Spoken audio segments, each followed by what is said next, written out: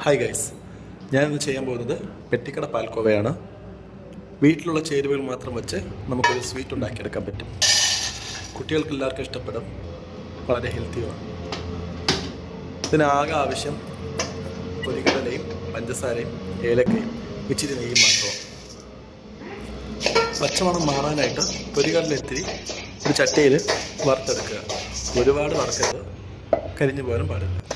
ശേഷം ഇതൊരു മിക്സിയിലേക്ക് മാറ്റും. ഞാനിവിടെ 1/4 കിലോ പൊരിക്കടലാണ് എടുത്തിട്ടുള്ളത്.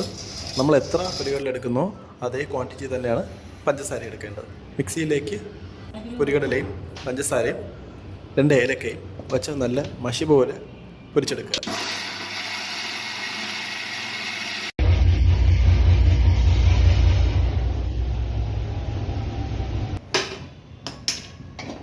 ശേഷം ഒരു ചട്ടിയിൽ നെയ്യ് ഒഴിച്ച് നമ്മൾ പൊടിച്ച് വച്ചേക്കുന്ന പൊടി അതിലേക്ക് തട്ടി നല്ലോണം ഇളക്കി കൊടുക്കുക.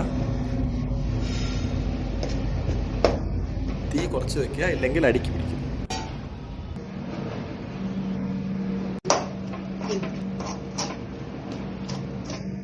കുറച്ച് നേരം ഒന്ന് വേവിച്ച് കഴിയുമ്പോൾ ഇച്ചിരി ഒന്ന് കട്ട് ചെയ്യണം.